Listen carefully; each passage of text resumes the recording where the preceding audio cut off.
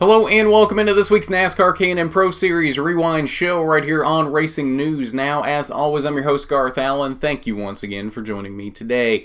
If this is your first time catching a Racing News Now video, consider going down below to hit that subscribe button and ring the bell for notifications so you don't miss a thing going forward from R&N. On today's K&N Rewind, we are looking back at Thursday's Bush's Beans 150. I already can't talk today. This is off to a fantastic start. Race number 9 of the 2019 K&N East schedule, 150 laps, 80 miles around the half-mile Bristol Motor Speedway in Bristol, Tennessee. And this was a pretty typical Bristol race for K&N. It wasn't fantastic, but it was pretty good. It wasn't quite as good as I think what we're going to see from the other series as we go on through the weekend, but the racing was good. I mean, at one point late in the race, we had the entire top 5 under a blanket going for the lead. So, to be honest, I don't know how you can do much better than that with a K&N race at Bristol. So, in that sense, we had a really, really good race. 4 caution flags in this race. First one came on lap 1 as the pole sitter, the 4-car of Chase Cabrey, spun in turn 4. That would be the start of the downward spiral for that 4-car on the night. Second caution came at lap 24 as the 18 of Colin Garrett spun in turn 2, and that would be the end of his night. He would be the first retirement of the night other than Chuck Buchanan Jr., who did not start the race for mechanical reasons. And then we just had 2 breaks for pit stops later on in the race. The Colin Garrett spin was the last caution for an incident on the night. Lap 50, we had our first break, and lap 100, we had the second break. 2 lead changes in this race. 1 lead change in this race among 2 drivers. Spencer Davis, after Chase Cabrey spun there on the first lap, he assumed the lead on that first lap when Cabrey spun and led the first 137 of the 150 laps. It looked like Spencer Davis was about to do what Sam Mayer did in the spring and lead all 150 laps on his way to victory. It was not to happen, though, because the aforementioned Sam Mayer took the lead on lap 138 and led the final 13 laps. Sam Mayer sweeps Bristol for the year in the K&N Pro Series East, only leading 13 laps in this one, not the 150 laps that he led in the spring, but he led the most important one, and that is the important part because he did lead that final lap. Ty Gibbs, another heartbreaker for Ty Gibbs as he comes home in the second position. I believe that's now 9 second place finishes for him between K&N and ARCA this season. Just he does have that win at Gateway, but still, for some reason, he's still finishing second almost every time out. Again, second is a good result, but you don't want to keep finishing second. When you're putting yourself in that position to win, you want to be able to win, and I know Ty wants to win. And the thing is, he is going to eventually be winning consistently. I have no doubt in my mind about that. This kid, honestly, I think Ty Gibbs is one of the most talented young guys that we've seen coming up in this sport in a few years. Ty Gibbs is going to start winning races consistently eventually. It's just a matter of when that starts happening. Does it start happening before the end of this season? Does it start happening next season? Time will tell, but it's going to start happening eventually. Ty Gibbs, we're going to see a lot of wins out of Ty Gibbs. Honestly, I think we're going to see some absolute dominance on the ARCA side next year out of Ty Gibbs, and even on the K&N side if he runs more K&N races next year. Once he's got a full year of experience under his belt and he's been to these tracks once, I think we're going to see some absolute dominance out of that kid next year. Ruben Garcia came home with a strong third-place finish, finally starting to show the finishes that we know he's capable of this season. Had a bit of a slow start to the season, but now we're finally seeing the finishes that we know Ruben Garcia is capable of in the K&N East. Mason Diaz, his first start in K&N East in a while, came home with a strong top 5 finish in 4th. And then Spencer Davis got shuffled back to 5th in those final laps after losing the lead to Sam Mayer. And unfortunately not the finish that I think he wanted nor deserved. But a top 5 finish is still a very respectable run for Spencer Davis.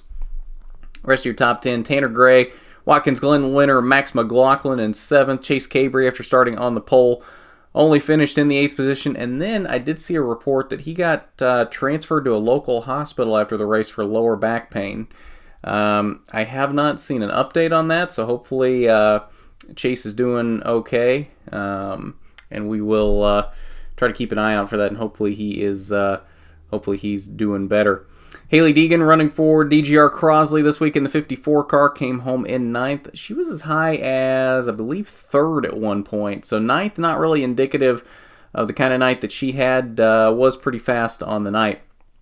And then Joe Graff Jr., Chad Bryant Racing, bringing a car for him in this race, giving him a little added seat time before the Xfinity race. Came home in the 10th position. Final page 11 through 16th, Brandon McReynolds down here in the 11th position. Austin Reed, first time we've seen him since the K&N West opener at Las Vegas Dirt. Was that when we saw him? I think it was Vegas Dirt. He came home in the 13th position, 1 lap down, and then Colin Garrett, only completing 26 laps, came home in the 15th position. All right, so we're working on a Sam Mayer interview. Not 100% sure if it's going to happen. It seems to be very hard to line up an interview with him when we're not at the track. It's easy to get an interview with him when we're at the track, but it seems to be hard to schedule one when we're away from the track. So we're working on that, but not 100% sure if it's going to happen or not. If it has happened, it will be linked down below in the description.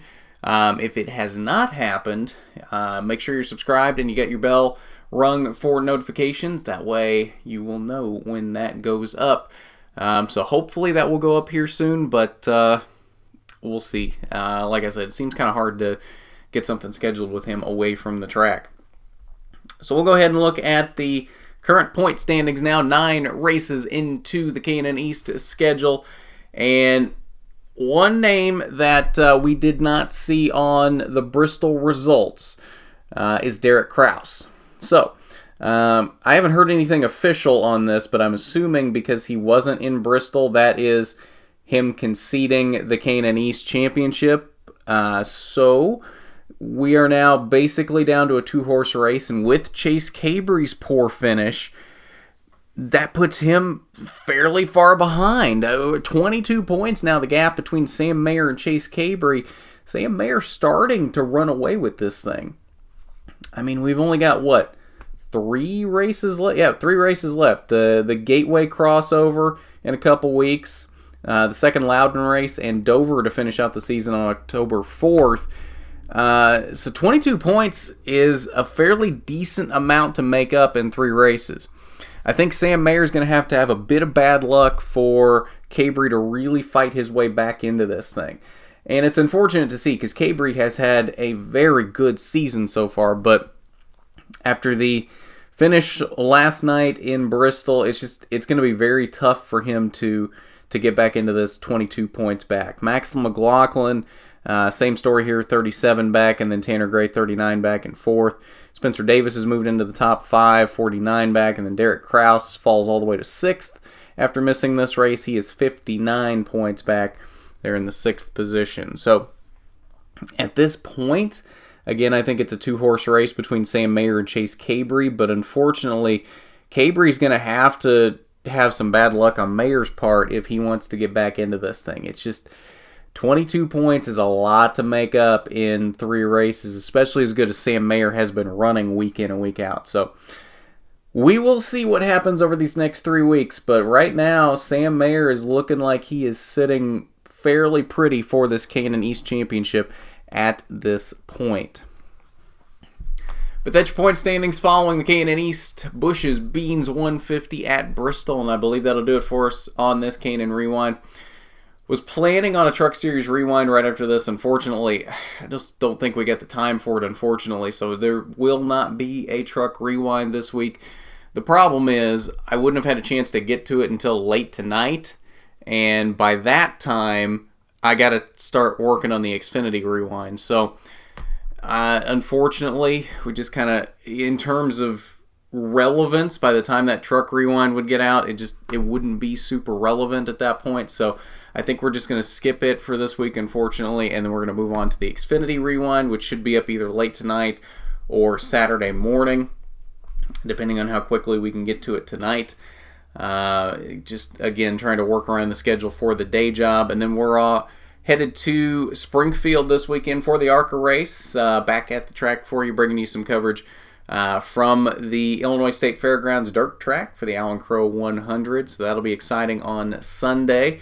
And then rewind shows at some point for the Cup race at Bristol Saturday night and the K&N West race at Evergreen Speedway also Saturday night. Don't know if those will be late Saturday night or when exactly those will get done. Because if they don't get done Saturday night, got to be at the track fairly early on Sunday for ARCA, because I think first practice starts at like 9 a.m., something like that. So if they don't get done Saturday night, probably shouldn't expect those until like Sunday night. We'll see. So, big weekend coming up for you here. This is just the start of it. If you haven't done it already, you need to go down below, hit that subscribe button, ring the bell for notifications so you don't miss a thing going forward from RNN. While you're down there, why don't you hit that big thumbs up button if you like the video. It is much appreciated when you do. And also, you might notice a couple new additions to the diecast collection back here. You may see those on Diecast Review on Wednesday. So, keep an eye out for that. And at that, this has been the NASCAR K&N Pro Series Rewind Show. I'm Garth Allen for Racing News Now.